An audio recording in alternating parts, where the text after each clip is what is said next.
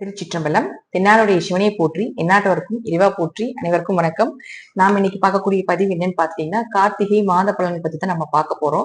அதற்கு முன்னாடி நம்மளுடைய சேனலை சப்ஸ்கிரைப் பண்ணிக்கோங்க. இந்த மாதம் என்னென்ன கிரகங்கள் மாறுறாங்க, இந்த கிரக சேர்க்கைகள்னால என்ன நடக்க போகுது அப்படிங்கிறதையும் நம்ம பார்க்கலாம். குரு பகவான் மீண்டும் அதிசாரம் நிவர்த்தியாகி 19ஆம் தேதி கடக ராசியிலிருந்து மிதுன ராசிக்கு பயிற்சியாக போகிறார். அது வக்கரத்துலதான் இருக்க போகிறார். மாசி மாசம் 27ஆம் தேதி வரைக்கும். சுக்கிர பகவான் 10ஆம் தேதி துலா வீட்டிலிருந்து விருச்சிக வீட்டுக்கும், புதன் பகவான் 20ஆம் தேதி விருச்சிக வீட்டுக்கும், சூரியன் அதே இடத்துலதான் இருக்க போகிறார். செவ்வாய் 21ஆம் தேதி தனுசு வீட்டுக்கும் மாறப் போகிறார். சனி பகவான் 12ஆம் தேதி வக்ரம் நிவர்த்தி பெறுகிறார். இந்த புதனும் சுக்கிரனும் சேரக்கூடியது லட்சுமி நாராயண யோகம்னு சொல்லுவோம்.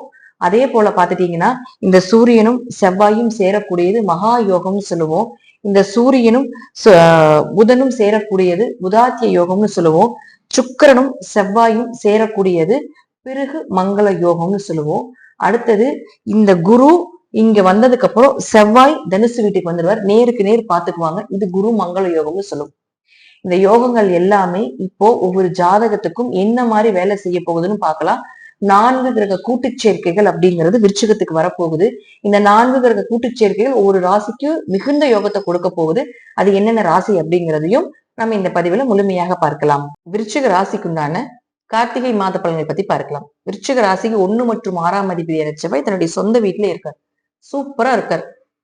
அடுத்தது 2ஆம் வீட்டுக்கும் வரப்போகிறார். குரு பார்வைக்கும் வரப்போகிறார். அப்போ ராசி அதிபதி நல்லா இருந்தா சகல தோஷங்களும் நிவர்த்தி. குரு பார்வை கோடி நன்மைகளை கொடுக்கும். 20ஆம் தேதி வரைக்கும் இங்க இருந்தால் குரு பார்வதா, இங்க 21ஆம் தேதிக்கு மேல இங்க வந்தால் குரு பார்வதா, ரெண்டுமே. ஏன்னா குரு 19ஆம் தேதிக்கு மேல மாறுறார். அப்ப தெய்வத்தினுடைய அனுகிரகம், பணவரவு, பொருளாதாரம், நகை இதெல்லாம் வாங்கக்கூடிய அமைப்புல இந்த மாசம் விருச்சிகத்துக்கு உண்டு. இன்னும் தைரியம் அதிகமாக போகுது. விஜய் வீரிய ஸ்தானம் வலுக்க போகுது. காரியங்கள் வெற்றியாக போகுது. எதை தொட்டாலும் லாபம். நீங்க என்ன செஞ்சீங்களோ அது காரிய ஜெயம் உண்டாக போகுது. அடுத்தது குரு பகவான். குரு பகவானை பொறுத்த வரைக்கும் 2, 5 குடைவராகி 8ஆம் வீட்டுல வக்கரமாகிறார். பணம் சார்ந்த விஷயத்துல கவனமா இருக்கணும். இந்த 2ஆம் அதிபதி வக்கரமா இருந்துச்சுன்னா பணம் கொடுக்கற மாதிரி இருக்கும். அதுக்கப்புறம் பாத்துட்டீங்கன்னா அது இழப்புகளை கொடுக்கும். அப்ப 5 குடைவரும் 8ல போய் நிற்கும் பொழுது முழுக்க 2, 8 தொடர்பு ஏற்பட்டா பண வரவு, திடீர் வருமானம், திடீர் அதிர்ஷ்டங்கள் உண்டு. ஆனா வக்கரமாகும் பொழுது ஒரு முறைக்கு பல முறை யோசிச்சு செய்யணும். அப்ப அவரே 5ஆம் அதிபதியாக இருக்கும்பொழுது ஷேர் மார்க்கெட், MLM, சீட்டு சம்பந்தப்பட்ட தொழில் இருக்கக்கூடியவங்க இன்னும் கொஞ்சம் கவனமாக இருந்து செயல்படுத்திக் கொள்வது என்பது நல்லது. அதே போல குழந்தைகள் சார்ந்த விஷயத்துல கொஞ்சம் கவனமாக இருக்க வேண்டும். அடுத்தது சனி பகவான். சனி பகவானை பொறுத்த வரைக்கும் பாத்துட்டீங்கன்னா அவர் வக்ரத்தில் இருக்கார். அதுவும் 12ஆம் தேதிக்கு மேல வக்ர நிவர்த்தியாக போகிறார். வக்ரமாக இருக்கக்கூடிய ஜாதகர்களுக்கு எல்லாமே பாத்துட்டீங்கன்னா 12ஆம் தேதிக்குள்ள வீடு சார்ந்தது, சொத்து சார்ந்தது, முயற்சிகள் சார்ந்த விஷயங்கள், சகோதரர்கள் சார்ந்த விஷயங்கள், இதுல எல்லாமே சிறப்பா இருக்கும். வக்ரம் இல்லாதவர்களுக்கு 12ஆம் தேதிக்கு மேல ஆரோக்கியம் நல்லா இருக்கிறது, வீடுமனை சொத்துக்கள் அமைஞ்சு வர்றது, ஒரு இடமாற்றம் வர்றது, இதெல்லாம் சூப்பரா இருக்கும். எதிர்பார்த்த விஷயங்கள் கைக்கூடி வர்றது, நீங்க நினைக்கிறது எல்லாமே நடத்தி காட்டுறது, நீங்க எதை தொட்டாலும் வெற்றிகளை நோக்கி பயணப்படுறது, இது எல்லாமே நன்மைகளை கொடுக்கக்கூடிய அமைப்பை ஏற்படுத்தி கொடுக்கும். அடுத்தது சுக்ரன். சுக்ரனை பொறுத்த வரைக்கும் 7, 12ஆம் அதிபதியாகி 12ஆம் வீட்டுல இருக்கார். 10ஆம் தேதிக்கு மேல அவரும் ராசிக்குள்ள வர்றார். அப்ப 7 கூட ராசிக்குள்ள வரும் பொழுது வரன் தேடி வரும். நண்பர்கள், உறவினர்களுக்கு இருந்து வந்த பிரச்சனைகள் விலகும். தேவையில்லாம மன வருத்தங்கள் எல்லாமே விலக போகுது. அப்ப 12ஆம் அதிபதியுமே ராசிக்குள்ள இருக்கும் பொழுது முழுக்க நிச்சயமாக உங்களுக்கு வெளிநாட்டு பயணம் சார்ந்த விஷயங்கள் நன்மைகளை கொடுக்கும். வெளிநாடு போலான் இருக்கீங்கன்னா இந்த மாசம் முயற்சி பண்ணி நிச்சயமா நடக்கும். புதனை பொறுத்த வரைக்கும் பாத்துட்டீங்கன்னா 8 மற்றும் 11ஆம் அதிபதி அவரும் 12ஆம் வீட்டுல இருக்கார். அதற்கப்புறம் பாத்துட்டீங்கன்னா அவரும் உங்களுக்கு ராசிக்குள்ள வரும். அப்ப அவமானங்கள் விலகிறது, கண்டங்கள் விலகிறது, தேவையில்லாத மருத்துவ செலவுகள் எல்லாமே கொஞ்சம் விலகிறதுக்கு உண்டான வாய்ப்புகள், பயணங்கள் மூலமாக வெற்றிகள் கிடைப்பது, இதெல்லாம் நன்மைகளை கொடுக்கக்கூடிய அமைப்பு இந்த மாசத்துல அதீத லாபங்கள் கிடைக்க போகுது. இத்தனை நாள் தொழில் பண்ணிட்டு இருந்தீங்க, லாபம் வரல அப்படின்லாம் இருந்தாலும் கூட அதீத லாபங்கள் கிடைக்கிறதுக்கான வாய்ப்பையும் ஏற்படுத்தி கொடுக்க போகிறார்.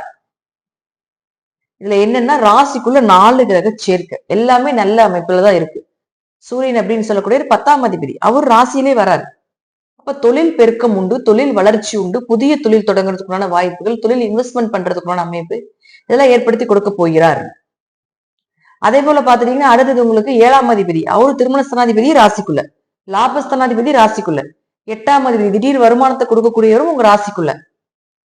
இதெல்லாம் முழுக்க முழுக்க முழுக்க ராசி அதிபதியே ராசியிலிருந்து குரு பார்வை பெறும் பொழுது நீங்க என்ன செய்தாலும் அது நன்மைகளை கொடுக்கக்கூடிய ஒரு அமைப்பே. எதை நம்பி நீங்க போனீங்கனாலும் உங்களுக்கு நிச்சயமாக சக்சஸ் கிடைக்கும். ஆனா இந்த குரு சனி வக்ரமாக இருக்கிறனால ஒரு முறைக்கு பல முறை முயற்சி செய்யணும்.